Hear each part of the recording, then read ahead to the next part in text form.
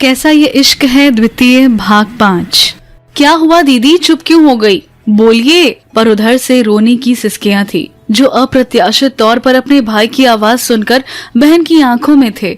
हर्षित की आंखें भी नम हो गई। जब सुमन नहीं बोली तो मायूस हो हर्षित गहरी सांस लेकर धीमी आवाज में बोला, नहीं बात करना चाहती ना तो मत करो, मैं बस आपकी आवाज सुनना चाहता था, वो सुन ली है। आप हमसे रिश्ता नहीं रखना चाहती मत रखिए, पर एक बात गांठ बांध लो, खून के रिश्ते इतने मजबूत होते हैं कि ऐसे बोल देने से या बात ना करने से टूट नहीं जाया करते। आप अपने घर परिवार में खुश हो तो आपकी खुशी में ही हम अपना मन मना लेते हैं।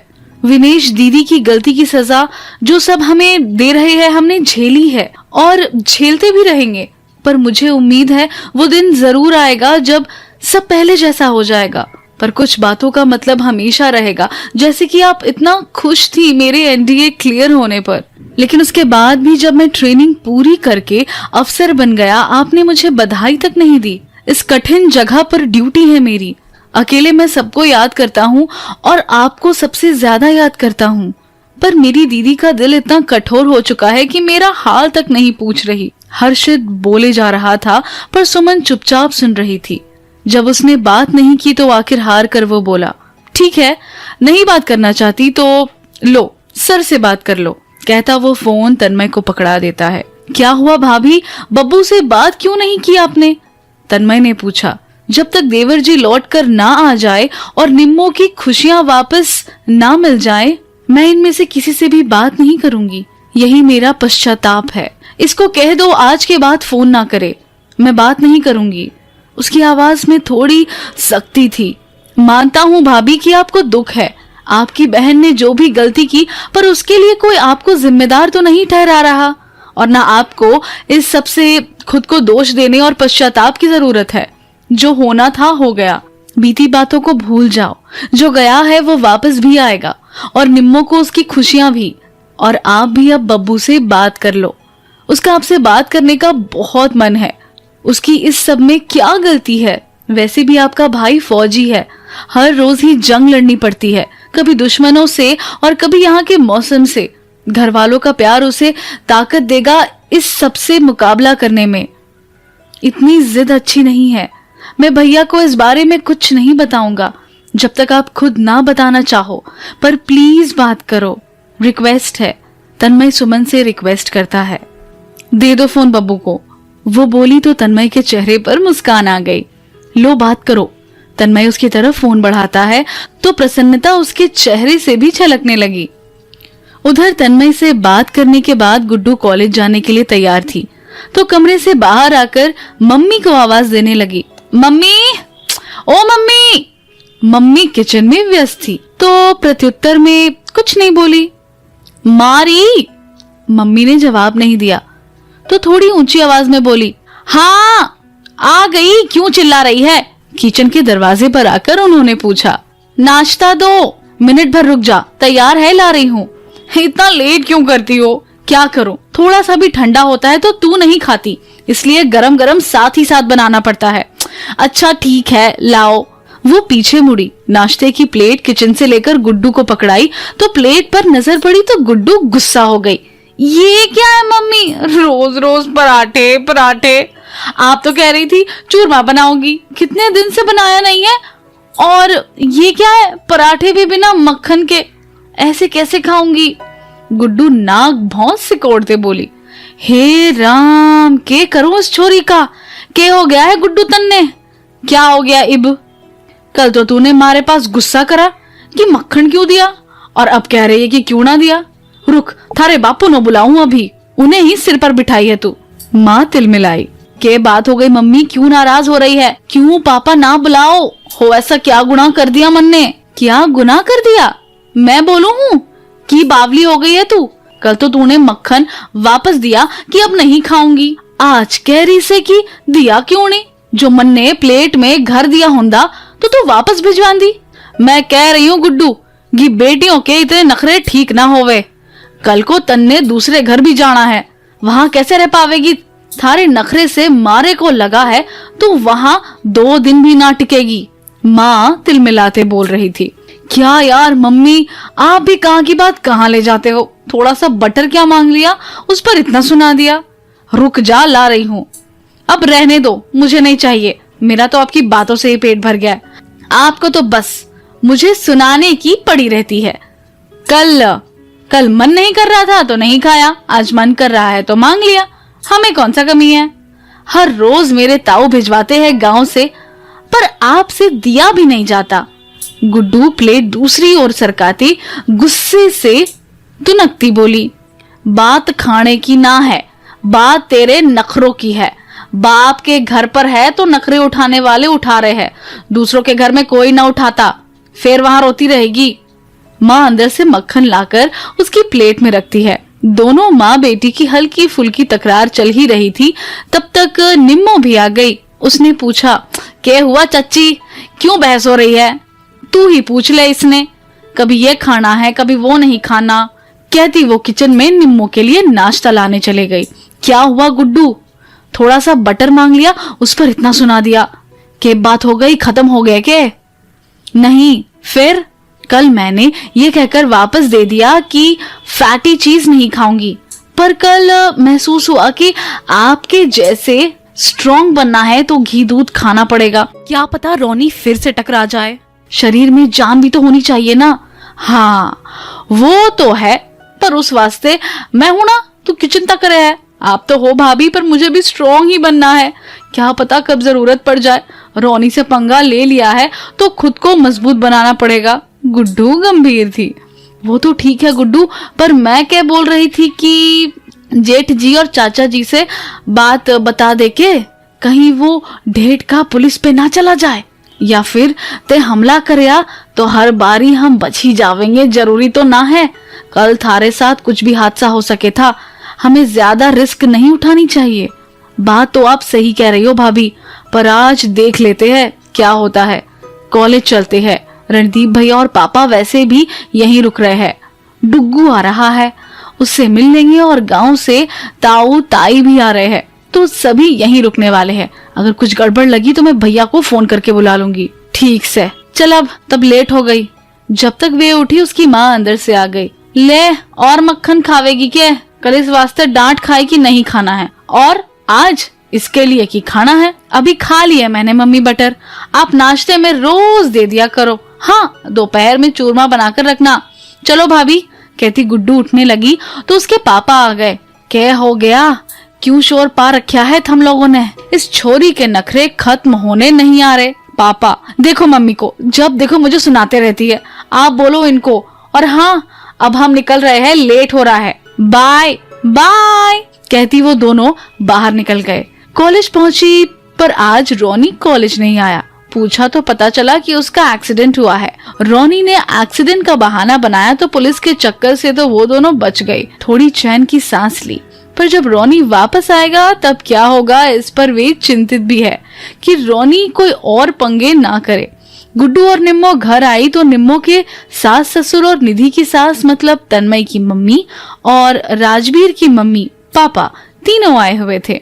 एक बात आपको क्लियर करना चाहती हूँ, जिसने पहले ध्यान से पढ़ा नहीं होगा या माइंड से उतर गया हो, तो इनकी 4 भाइयों की जॉइंट फैमिली है। गुड्डू ना राजवीर की सगी बहन है ना तन्मय की, वह सबसे छोटे वाले चाचा की लड़की है। तन्मय सबसे बड़े भाई का बेटा है। उसका एक बड़ा भाई है और एक बड़ी बहन है। बलवंत चौधरी के 2 बेटे हैं, एक रणदीप और है तीसरे नंबर पर राजवीर के पापा। उनके 2 चाचा है, राजवीर और उनकी बड़ी बहन रंजू है, जिसको कहानी में आप मिल चुके हो। जब रणबीर उसके घर गया था तो उसे निम्मो मिली थी। सबसे छोटे भाई के 2 बच्चे हैं, गुड्डू और उसका छोटा भाई जिसका नाम अंशु है।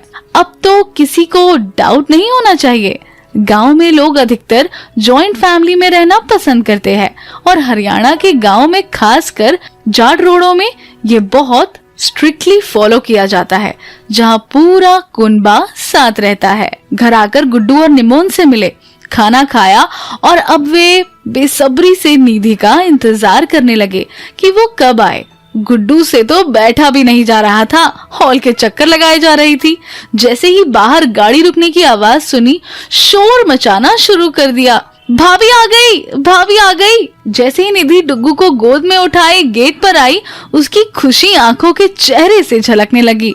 नमस्ते भाभी कहते वो उसे गले लगने लगी तो निधि डुग्गू को नीचे उतार देती है। आप कैसे हो भाभी? मैं अच्छी हूँ। हमारी गुड्डू कैसी है? मस्त। और हमारा डुग्गू? डुग्गू पर नजर गई तो वो पैरों में घुंघरू लगे पैरों के कड़े पहने कदमों से छन छन करता हुआ हॉल में पहुंच भी गया। नीली डेनिम की उसके घुटने तक की निक्कर के ऊपर सफेद रंग की टी शर्ट पहने, कान में थोड़ा नीचे तक आधे घुंघराले बालों पर हाथ लगाए वो अपनी गोल गोल आंखों से इस नई अनजानी जगह को और लोगों को टुकुर टुकुर देखकर हैरान हो रहा था। गुड्डू उसके पीछे दौड़ी आई और घुटने के बल फर्श पर बैठा उसके दूध से सफेद और गोलू मोलू गालों को हाथ से छुआ तो वो अपनी सफेद मोतियां सी छोटी दंत पंक्तियां झलका हंसने लगा। गुड्डू उसे गोद में उठाकर कसकर भींचकर उसे चूमने लगी। गुड्डू के ऐसे भींचने से उसे अच्छा नहीं लगा तो रोऊसा हो निधि की तरफ दोनों हाथ कर जाने की जिद करने लगा तो गुड्डू ने उसे छोड़ दिया तो दौड़कर निधि की गोद में चढ़कर चिपक गया। डुग्गू, ये गलत बात है। बुआ है बाबू। निधि उसका परिचय कराने लगी पर उसे उससे क्या मतलब? उसके लिए तो सब नया नया और अपरिचित है तो अभी वो किसी के पास नहीं जा रहा था। मैं बुआ, डुग्गू आजा। गुड्डू उसके गालों को पकड़कर बोलने लगी पर डुग्गू निधि को दोनों हाथों से पकड़कर चिपक गया। सारे लोग उन्हें घेर कर खड़े थे। डुग्गू, बुआ है, बोलो बुआ। पर डुग्गू तो निधि के कंधे से सिर रख देता है, उनको देखता भी नहीं। देखो डुग्गू, दादी। पर डुग्गू किसी के पास नहीं जा रहा था, बस निधि से चिपके जा रहा था। निधि ने सबके पैर छुए, आशीर्वाद लिया तो वो डुग्गू को नीचे रखती है तो वह दौड़कर अपने मामू अभिषेक जो निधि के साथ आया था उसकी गोद में चला गया। किसी के बुलाने पर जा नहीं रहा था। सब आ गए, निधि से मिल लिए, बस निम्मो नहीं आई तो निधि को थोड़ा अजीब लगा पर वो भी समझती है कि निम्मो अब पहली जैसी नहीं रही तो गुड्डू से पूछती है, निम्मो कहाँ है? बाहर मिलने भी नहीं आई। हाँ, बस मूडी सी हो गई है, मन करता है तो आती है, नहीं तो नहीं। मैं मिल कर आती हूँ उससे।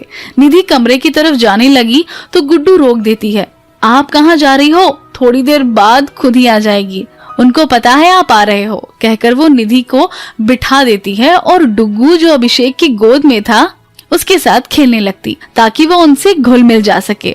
जब काफी देर निम्मो बाहर नहीं आई तो निधि उठी और उस कमरे में गई। देखा तो निम्मो किताबें लिए बैठी थी, वो पढ़ रही थी या अपने में गुम थी पता नहीं, क्योंकि निधि अंदर आई तो उसे बिल्कुल भी पता नहीं चला। निम्मो, निधि ने उसे आवाज दी पर उसे तो मानो सुनाई ना दिया हो। निम्मो, उसने थोड़ा तेज आवाज में बोला तो निम्मो चौंकी। हाँ, उसने नजर उठाकर ऊपर देखा, उसकी नजरों में अजीब सा खालीपन था। क्या कर रही है? कुछ नहीं, पढ़ू थी। आप कब आए? थोड़ी देर पहले। कैसी हो आप? मैं ठीक हूँ। घर में सब कैसे है? सब ठीक है। यहाँ क्यों बैठी है? चल बाहर चल। मैं पढ़ू हूँ। पढ़ लेना, अभी तो हम आए हैं, आजा बाहर। ना, मैं अरे ठीक हूँ, चल ना, कहती वो निम्मो को जबरदस्ती बाहर ले आती है तो अब निम्मो भी उन सबके साथ ही बैठ गई। इतने देर में डुग्गू भी सबसे परिचित हो गया तो खेलने लगा था। गुड्डू बैठी हुई थी तो उसको गोद में खड़ा कर रखा था। वो कभी उसके चेहरे पर कभी बालों पर शरारतें कर खुश हो रहा था। सब उसकी शरारतें देखकर खुश हो रहे थे पर निम्मो खामोश बैठी थी। थोड़ी देर बाद निम्मो की सास डुग्गू को गोद में बुलाती है तो वो आ गया। वो उसे प्यार से पुचकारती है। तभी तन्मय की मम्मी और गुड्डू की मम्मी भी उसके पास आ गई। डुग्गू बिल्कुल अपने पापा पर गया है ना? तन्मय की मम्मी उसकी बलाई लेती बोली, हाँ जी जीजी, आज मारा राजवीर मारे साथ होता तो उसका भी। कहते कहते उसका गला रुक गया, आंखों से आंसू बहने लगे तो तन्मय की मम्मी और गुड्डू की मम्मी उन्हें चुप कराने लगी। क्यों रो है जिज्जी, हमारा राजवीर जल्दी वापस आवेगा। गुड्डू की मम्मी उसे चुप कराते बोली, कब आवेगा? 3 साल से तो आया कोना, ना कोई खबर दी। मारी तो सासे भी उसके दरस के लिए अटकी पड़ी से, पता नहीं कब लौट के आवेगा। कब उसने माँ के दर्द का एहसास होवेगा और वापस आवेगा। सब उनको सांत्वना दे रहे थे तो बैठे बैठे निम्मो की आंखों में भी आंसू आने लगे। निधि उसके कंधे पर हाथ रखे उसे सांत्वना देने लगी। चुप हो जा निम्मो, धैर्य रख, देखना जल्द ही राजवीर आएगा। पर निम्मो सुबक रही थी। माहौल गमगीन सा हो गया था। सब उदास हो गए तो डुग्गू उनकी गोद में उकता गया और उठकर वहां से चलता निधि के पास आ गया। तो निधि उसको गोद में ले लेती है तो वहां पास बैठी निम्मो की चुन्नी के साथ खेलने लगा। निधि ने देखा तो वो डुग्गू को निम्मो को पकड़ाना चाहती थी ताकि उसका ध्यान उस पर चला जाए। ले निम्मो, ये तेरे पास आना चाहता है, उसने निम्मो से कहा। निम्मो ने नजर उठाकर उसकी तरफ देखा। वो डुग्गू को गौर से देखती है तो डुग्गू अपना हाथ निम्मो की तरफ बढ़ाता है। निम्मो उसका नन्हा सा हाथ पकड़ती है। अचानक क्या हुआ कि उसका हाथ झटक देती है और दौड़ती हुई अंदर भाग गई। वो सब उसे जाते देखने लगे। निधि डुग्गू को उनको पकड़ाती बोली, इसे क्या हो गया है? कब होगी नॉर्मल? मैं देख कर आती हूँ। रहने दो भाभी, थोड़ी देर अकेले ही रहने दो, अपने आप ही नॉर्मल हो जाएगी। ऐसी ही हो गई है ये। मेरा तो बेटा भी गया है और बहू तो जैसे कहीं खो कर रह गई से। उसका भी दोष कोना से, उसकी किस्मत का दोष से, और ऊपर वाले का जो हर बारी सब कुछ देकर उससे छीन भी लेवे है। कहकर वो फिर से रोने लगी। पर ऐसे कब तक जीती रहेगी? ऐसे रोकर उम्र तो नहीं काटेगी। निधि चिंतित होकर बोली, जाने के लिखा से राम ने इसकी किस्मत पा, पता नहीं कब उसने दया आवेगी इस पर या इसकी मति बदल दे ताकि जो हुआ उसका दोष खुद को देना बंद कर दे। उसकी सास रोते रोते बोल रही थी। माहौल बहुत भारी और गमगीन सा है क्योंकि सबको इंतजार राजवीर के लौटने का है, जैसे आप लोगों को है। पर जिस तरह से एक एक कर आपको सब किरदारों से मिलवाया है, अगले भाग में आपको राजवीर से भी मिलवाएंगे, पर सिर्फ आपसे, क्योंकि निम्मो से इतने समय दूर है तो जाहिर से बात है कि कोई वजह होगी। इतनी लंबी जुदाई के बाद मिलना थोड़ा ड्रामेटिक भी होगा। कहानी नए सिरे से शुरू हुई है तो परिस्थितियों का निर्माण भी करना होता है जिसमें समय लगता है। अगर इतना आसान होता सब कुछ तो कहानी पहले पार्ट में खत्म हो चुकी होती। मुझे दूसरा पार्ट नहीं लाना पड़ता। इसलिए आप कहानी एंजॉय कीजिए। सभी किरदारों की अपनी अपनी कहानी है।